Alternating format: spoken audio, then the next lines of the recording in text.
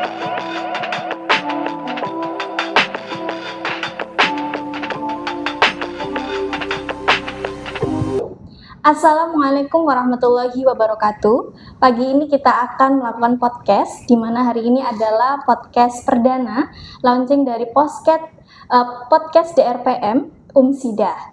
Nah, kali ini podcast DRPM akan mengusung tema meja komposit, limbah menjadi industri. Limbah menjadi rupiah, mohon maaf. Semoga podcast DRPM ini diberikan kelancaran dan kebermanfaatan untuk semuanya. Pagi ini kita kedatangan narasumber kita, Ibu Dr. Prantasi Harmicah Yanti, STMT. Beliau adalah dosen Prodi Teknik Mesin dari FSaintek Universitas Muhammadiyah Sidoarjo. Beliau memiliki banyak segudang prestasi, salah satunya adalah memenangkan hibah dikti di bidang riset dan abdimas.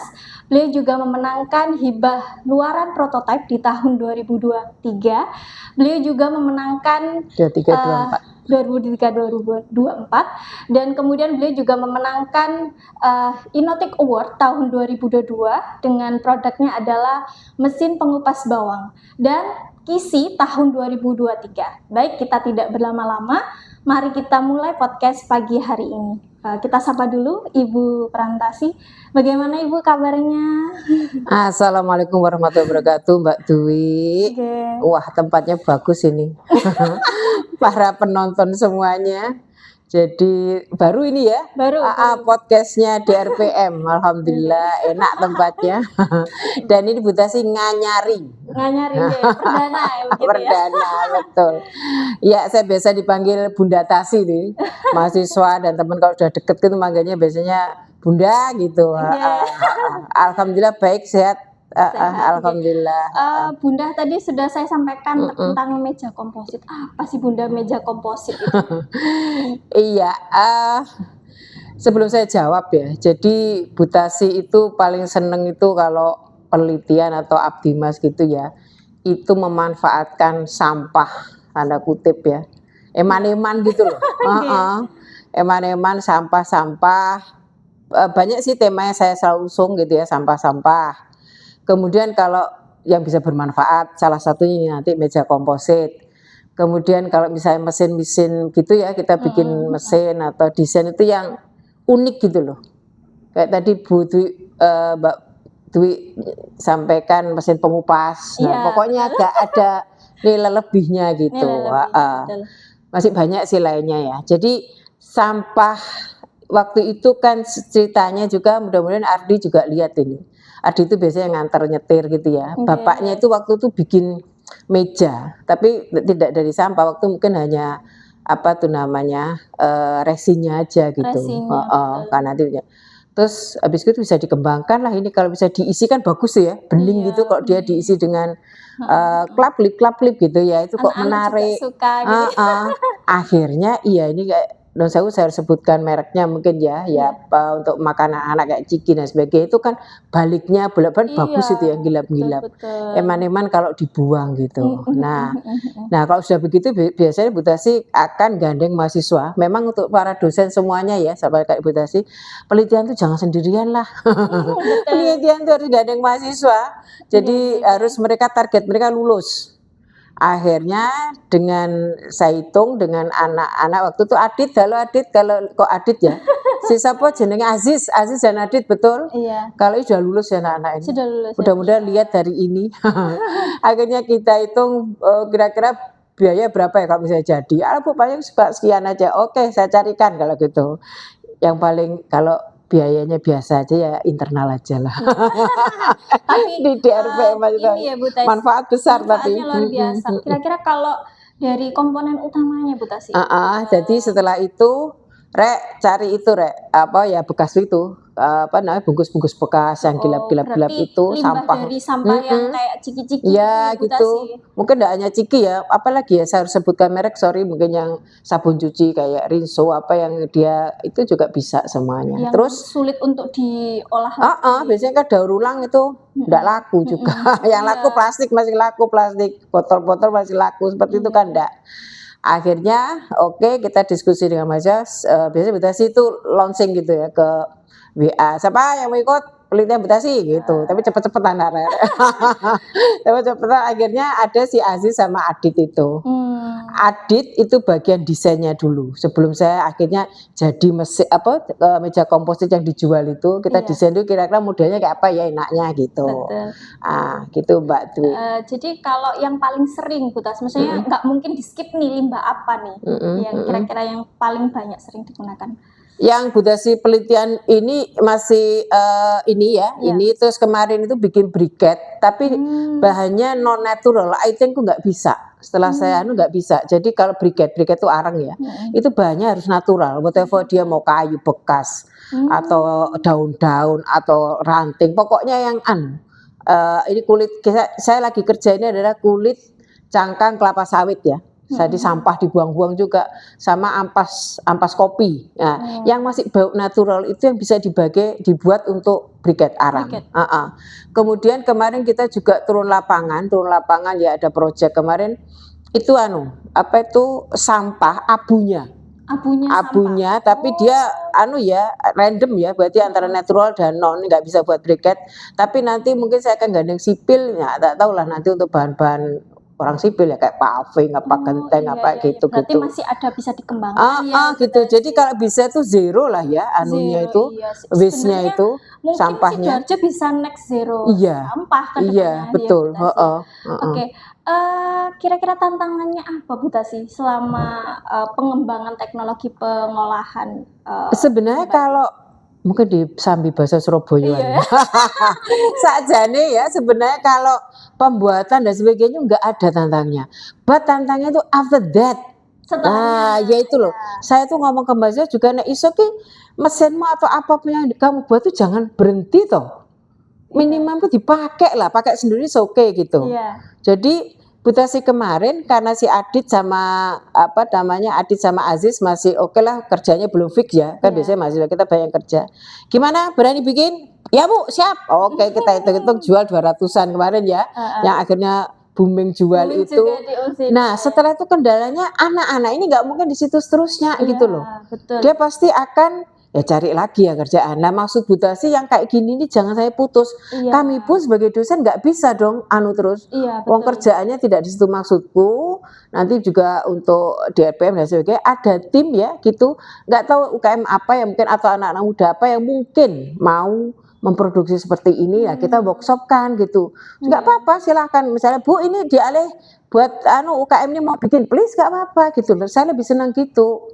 Wah, kita juga sudah menang di Sidoarjo juga ya walaupun hanya harapan 1 itu. Tapi maksudnya jangan berhenti. Sudah ada prestasi ya. Jadi ya itu yang harus ikut keberlanjutannya itu yang itu Budasi adalah tantangan itu.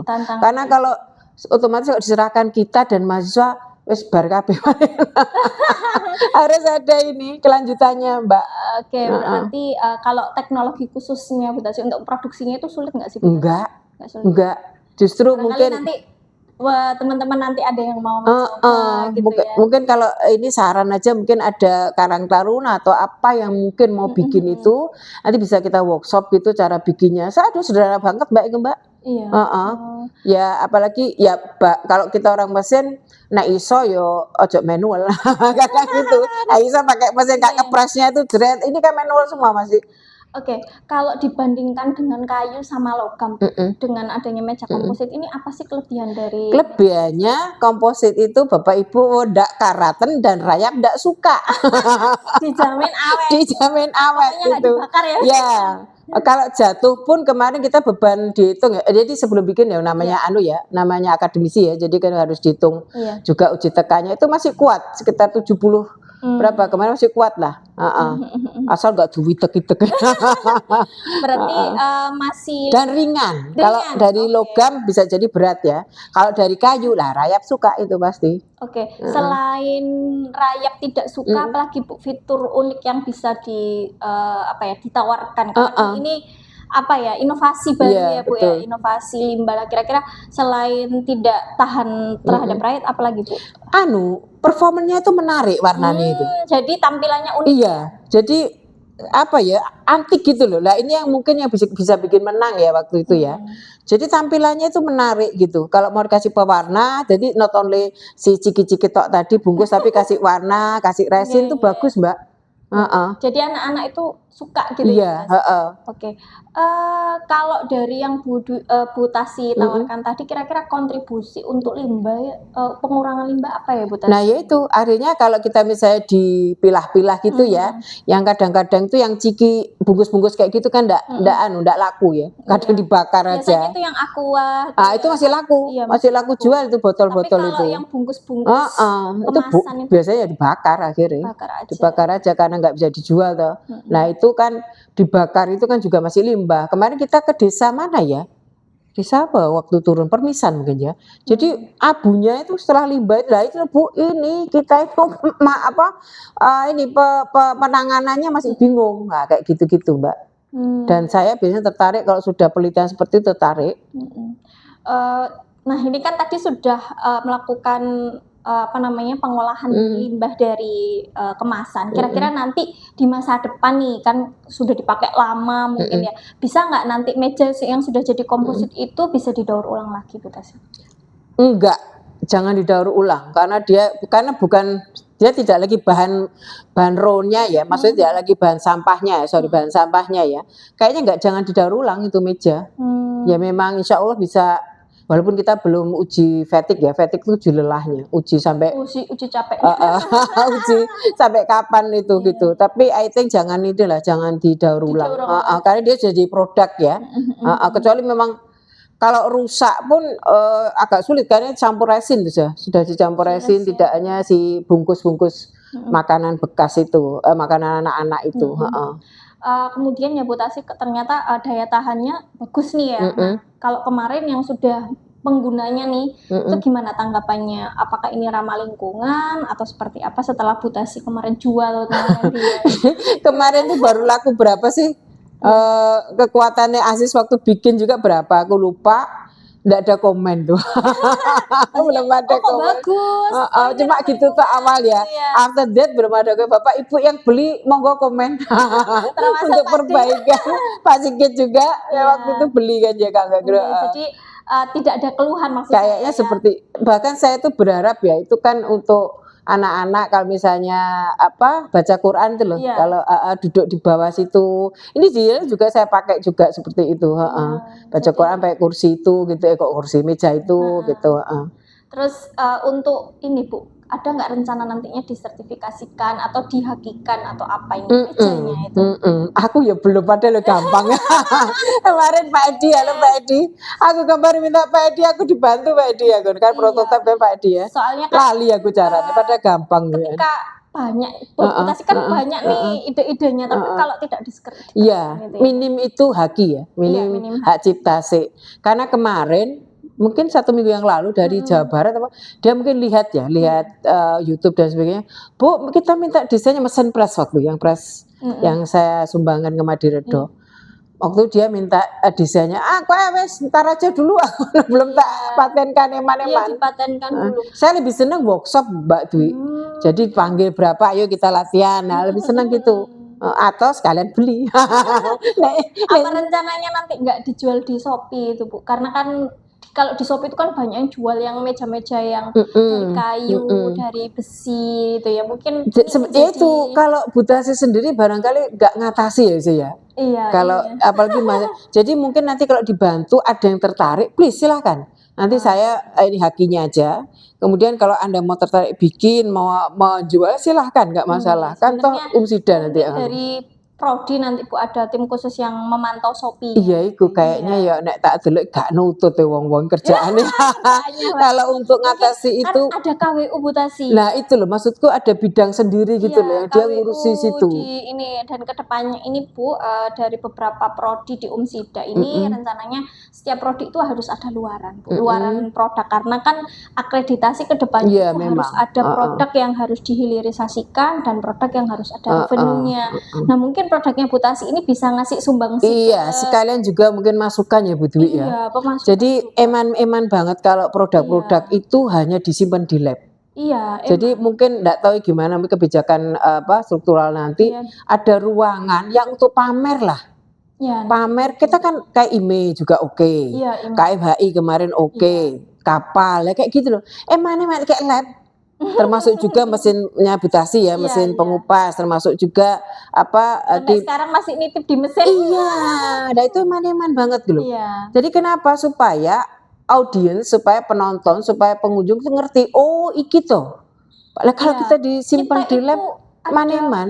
Setahun itu hampir 400 Lah iya. Bu. Itu baik dari dosen maupun mahasiswa. Kontribusi terbesar memang dari F-Saintek. Saya akui itu memang F-Saintek itu buat. Jadi itu penonton ki mak ro delok penonton. Pengunjung non sewu ya, bukan kita ada universitas di mana kalau kita masuk itu udah langsung terpampang gitu. Ya mungkin ini langkah awal karena Umsida sendiri kan kedepannya juga akan berkembang terus. Betul, mungkin memang harus cari ruangan yang rodok begitu orang masuk itu bisa kelihatan, Mbak. Kalau enggak kami pun ya ini tadi sulitnya adalah untuk kontinunya itu loh. Iya, oke. Kami tuh sulit di situ, monggo dibantu ini. Bertahap sih ya Bu. Betul. Oke, ini juga salah satu ajang kami untuk promosi Bu. Barangkali ada yang nanti lihat, ini di Umsida ada loh pengolahan limbah. Mungkin ini menjadi awal dari kami untuk hilirisasi dan komersialisasi produk. Nanti kita juga ini Bu rencananya akan menjembatani dari DRPM produk-produk dosen yang mau dijual di Surya Mart. Nah, kita rencananya akan segera serah terima beberapa produk dan nanti itu akan kami rilis ke depannya.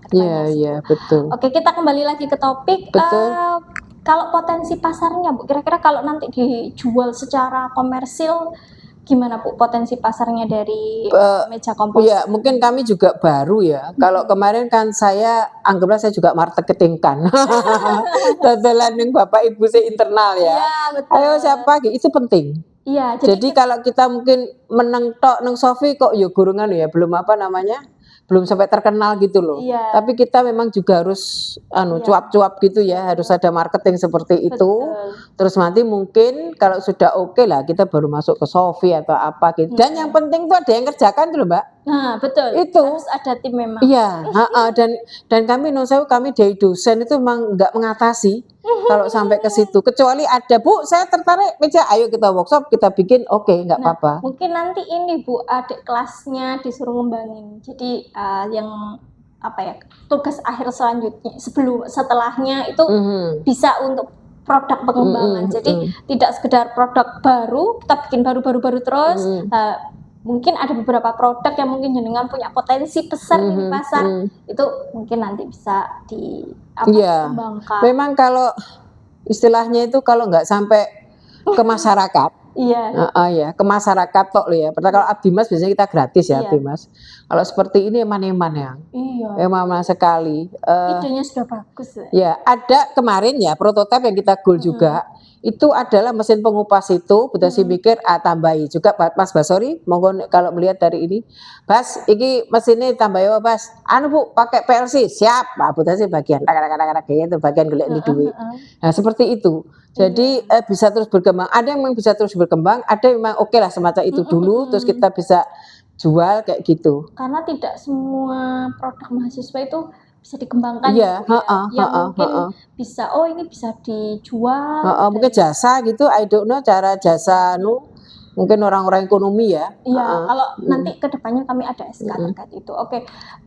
Kalau misalkan Bu, apakah produk ini secara harga lebih terjangkau Bu dari meja-meja yang pada umumnya? Nek menurut aku 200.000 lah ya cukup tuh ya. Karena banyak mungkin ketika sudah dijual secara bebas itu kan pasti ada perbandingan. Mungkin itu yang nanti bisa dijual lebih. Jadi mereka biasanya membandingkannya dengan kayu ya. Selama ini kan kayu ya. Lah Bu ini sekian Bu. Lah beda iki anti rayap ya gitu. Dan juga agak gede lumayan ya.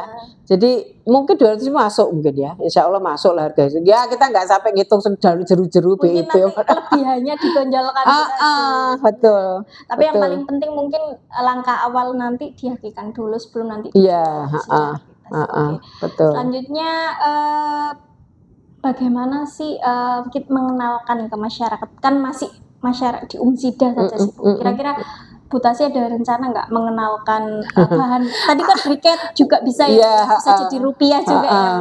Kira-kira ada nggak rencana untuk mengenalkan ke masyarakat? Misalkan ikut pameran di mana atau gitu-gitu mungkin. Saya itu masih khawatirnya nggak ada yang ngerjakannya itu loh Mbak. Oh, Jadi saya harus punya tim untuk mengerjakan ini baru saya bisa memarketingkan gitu. Kalau sekarang kan anak-anak lagi gerak ke briket kan ya, ke areng. Itu juga masih uji coba. Kemarin masuk ke bukan kisi, satunya belum kena karena saya belum sampai lapangan. Sampai lapangan itu apa? Briketnya bisa dibakar.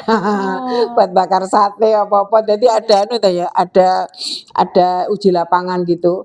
Nah, kalau sekarang yang untuk komposit ini nggak ada tim, Mbak, meja komposit itu. Tapi sebenarnya saya punya ide kalau ada yang tertarik, UMKM atau Karang Taruna apa-apa, monggo datang workshop. Kita panggilkan Adit sama Aziz itu supaya berikan ini. Kalau mereka mau, Bu, saya mau bikin silahkan, nggak apa-apa. Karena kalau di desa-desa kan selama ini kayak limbah itu dianyam. Nah mungkin kalau ini kan daripada nanti mengotori sungai ya Butasi. Jadi selain bisa jadi rupiah, itu bisa membersihkan lingkungan sekitar. Gitu. Iya, betul. Oke. Kalau misalkan nanti ada keberlanjutan nih Butasi, kira-kira nanti harapannya seperti apa dengan pengembangan meja komposit ini? Iya, sebenarnya apa yang kita kerjakan itu kan intinya membantu masyarakat ya. Maunya Butasi itu nek iso, apalagi orang laki ya, aja nganggur. Itu kan bisa untuk mata pencarian ya, mungkin bisa membantu ke situ gitu. Ya memang tugas kita membuat dan mengajari mereka. Tapi kalau untuk terjun maksudnya akhirnya Butasi usaha ini meja komposit nggak bisa. Saya itu dosen. Bagaimanapun nggak bisa kalau untuk seterusnya gitu. Jangankan penelitian ini milik pribadi aja. Misalnya kita punya toko, kita punya usaha kos, kita nggak bisa sampai ini. Saya dosen tetap gitu loh. Sebab itu adalah sampingan gitu.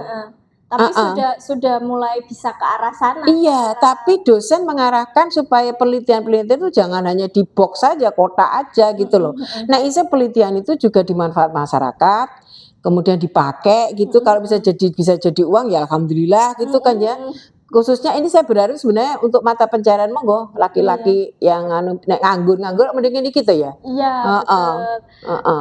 Kalau yang inspirasinya Butasi dulu apa ya Bu? Kok tiba-tiba iki sampah ini kayaknya punya potensi besar ini.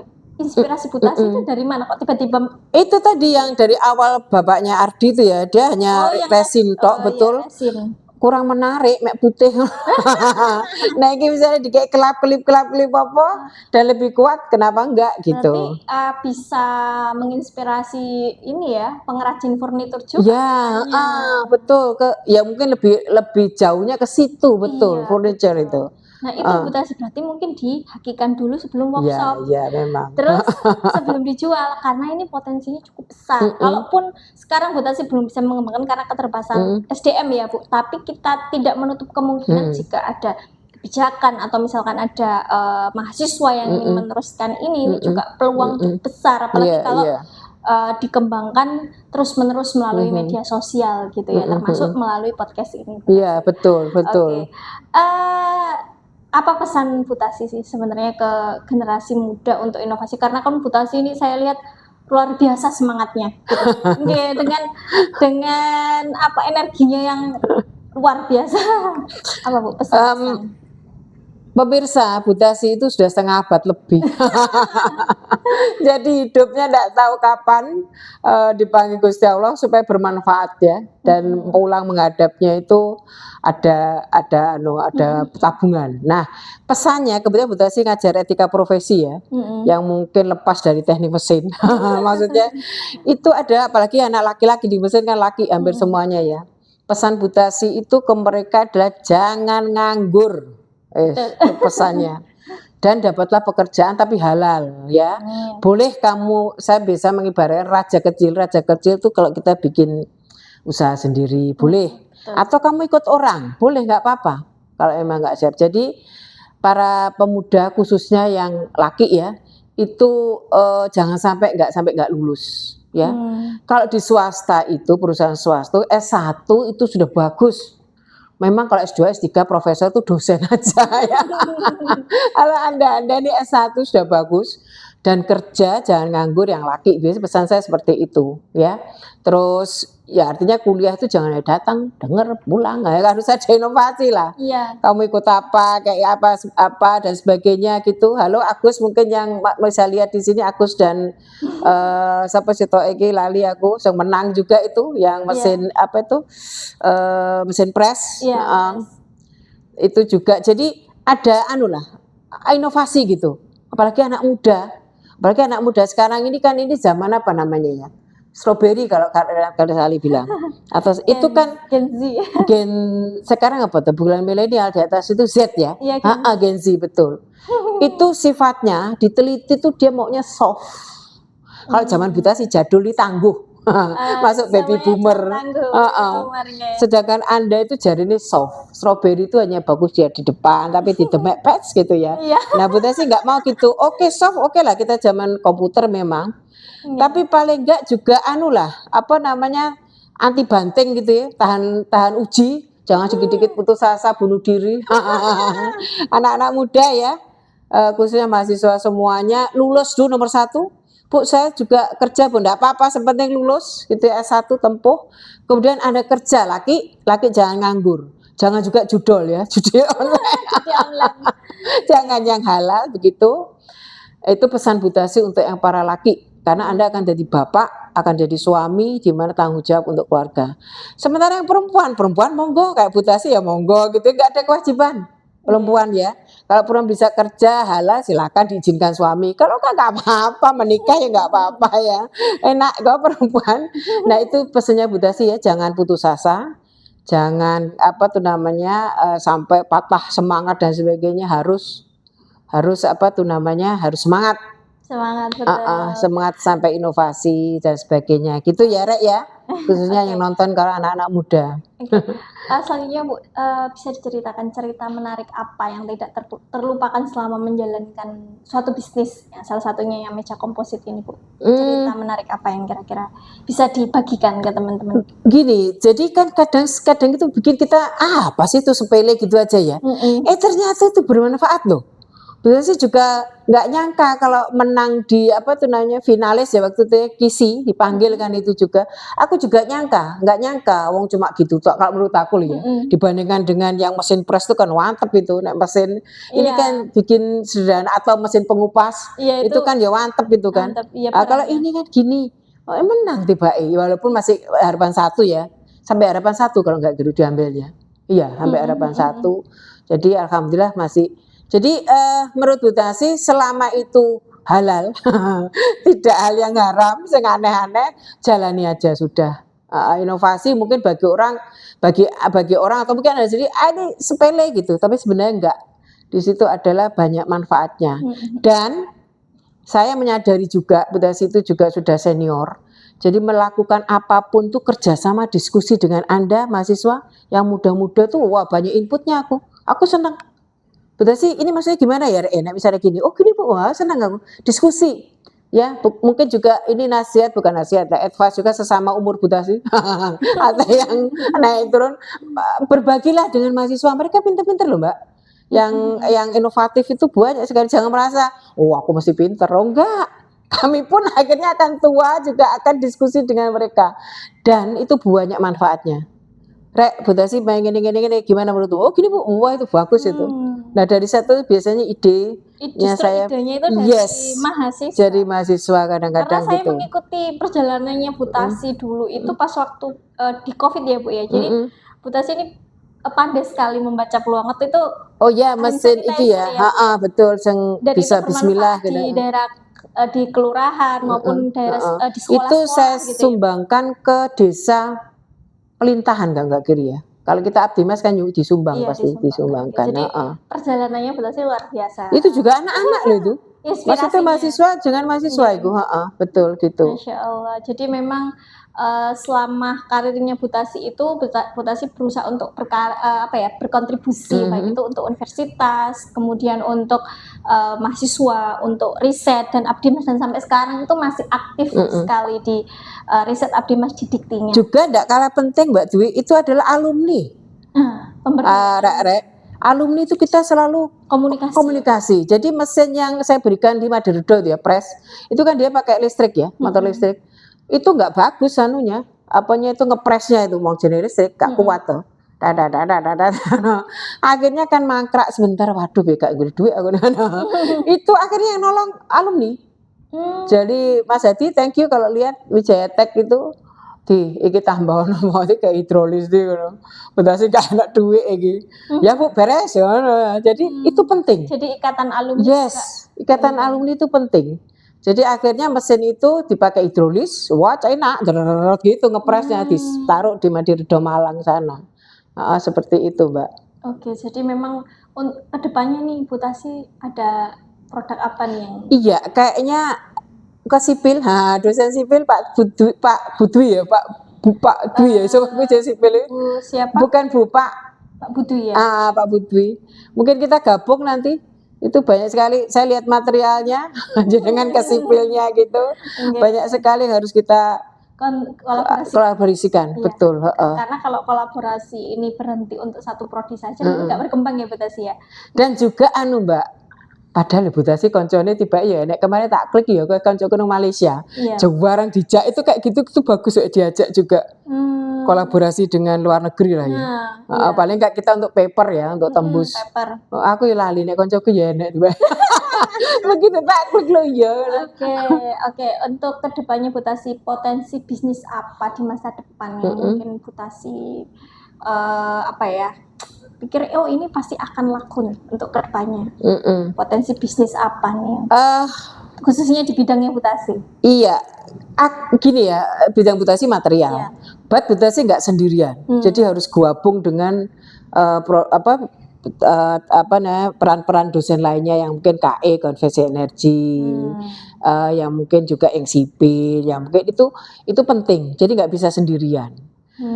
Kemudian mahasiswa-mahasiswa itu biasanya mereka Bu saya pengen gini gitu. Nah kalau yang bisnisnya arek-arek saiki kan modelnya Mbak ya, modelnya apa sing ini sing sebenarnya tidak mesin banget ya. Kemarin itu barusan malam kemarin tuh mahasiswa kontak, Bu saya pengen bikin ini Bu, apa tuh namanya pakai sensor, itu kan bukan mesin saja nih. Iya itu di elektro kayak elektroinformatika kayak gitu. Sensor apa? Jadi itu Bu kayak bak sampah itu bisa dipakai sudah oke gitu. Terus apa Bu ke arah mesinnya? Sepeda motor tuh oke lah pakai pakai kunci ini ya. Saiki piye carane kowe kedip ngono sepeda motor iso nyala sendiri, iso gak? Itu kan itu kan jualnya kalau bisa di PKM itu program kita mahasiswa itu Karsa Cipta baru. Tapi kan menyenangkan. Lah anak-anak sekarang Gen Z itu lah senengan ZZ itu kan senengan iku toh. Sing ngono-ngono iku toh seneng. Biasanya bisa ya Bu, cobain. Jadi tangan gerak, ngono sepeda motor sudah langsung, nggak usah pakai titit, nggak usah nggak usah ada barangnya, sensor. Saya pikir juga kayak gini-gini. Sekarang kan baru pakai remote ya Bu. Kan tetap alat. Ada toolsnya. Lah saya ini biar merem gini langsung. Bisa nggak Pak nanti kolaborasi sama AI Bu? Nah itu betul. Jadi coba kayak gitu lah. Biasanya Bu Tasi juga nggak sok pinter. Aku duduk bidangku, maka aku nanti juga akan kolaborasi dengan dosen lainnya. Bu Tasi senangnya gitu. Iki piye gambar desain dan sebagainya, iki piye Pak Mul ya pinter ngene gitu. Jadi saya tahu diri lah di mana bidang saya, di mana saya harus berkolaborasi. Dan itu penting untuk semua generasi, jangan merasa pinter dewi gitu. Betul. Ya. Jadi tetap kita kolaborasi dengan lainnya. Itu salah satu tipsnya Bu Tasi yes, dari kita harus kolaborasi. Iyalah. Dan ide itu bisa dari mana saja. Bisa dari mahasiswa. Kita jangan merasa pinter, kita tuh paling pinter nih gitu. Ternyata ide itu bisa berawal dari alumni, dari mahasiswa, dan itu bisa dikolaborasikan untuk menciptakan suatu alat yang bisa menjadi rupiah tentunya. Salah satunya tadi meja komposit yang berasal dari limbah bisa jadi rupiah. Mungkin untuk hari ini cukup ya Bu Tasi. Alhamdulillah. Semoga memberikan kebermanfaatan bahwa pada dasarnya ketika kita mau gerak, kita nggak nganggur katanya Bu Tasi itu, kita berinovasi, kita cari ide, kita memberdayakan orang sekitar melalui teknologi yang ada. Ya sarannya Bu Tasi tadi kolaborasi antara AI, informatika, elektro, mesin itu bisa menciptakan teknologi yang ramah lingkungan, yang bisa berguna untuk masyarakat. Untuk hari ini cukup sekian podcast DRPM, semoga bisa memberikan manfaat dan juga bisa memberikan inspirasi bagi semuanya teman-teman yang ingin berbisnis, baik itu dosen, mahasiswa maupun masyarakat. Untuk kali ini terima kasih Bu Tasi. Terima kasih juga Bu Dwi. Saya akhiri, wassalamualaikum warahmatullahi wabarakatuh. Waalaikumsalam warahmatullahi wabarakatuh.